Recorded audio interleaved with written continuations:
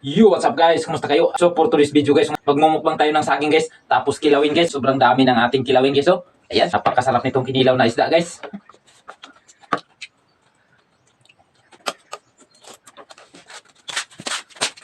Sarap guys. Saging tapos kinilaw na isda guys. Guys, sarap.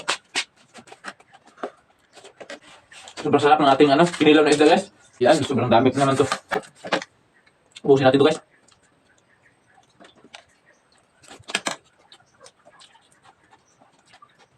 Sarap guys.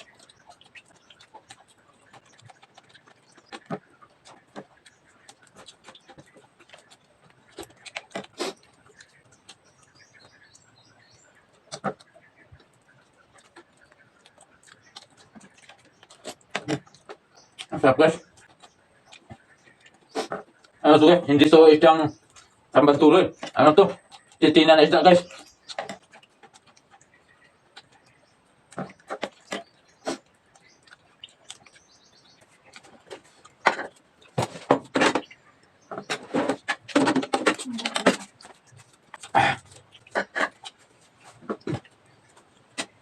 First time ko itong magkilaw ng titina na isda. Sarap na.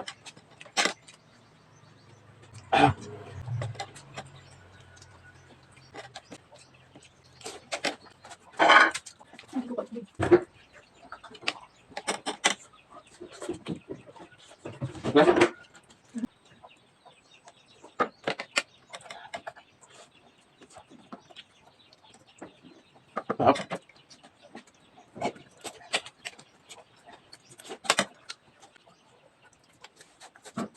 Sa palawalangin guys, kahit ano.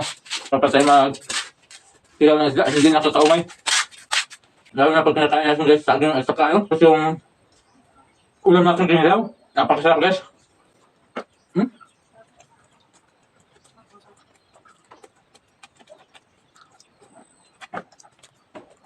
Hindi na lang. Yung saging rin natin, 4 na piraso na lang.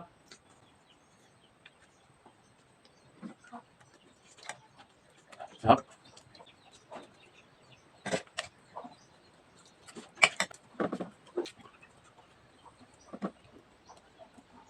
Sarap.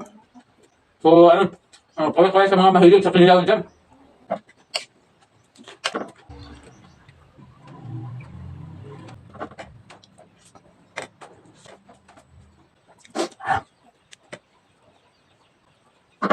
Sarap.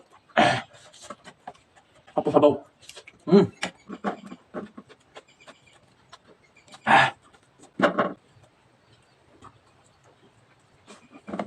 Lasang saging. Nabos guys. Sarap. Tapos kinilaw. Bakit araw-araw pa ako magulam ng kinilaw guys. Napakasarap. Tapos araw-araw rin tayong kakain ng ganito guys, saging.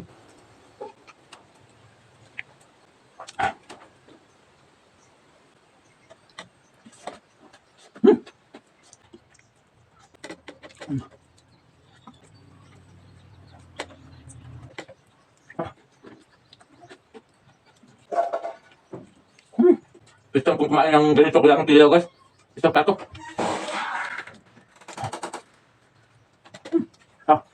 Wala na yung saging at saka kinilaw natin.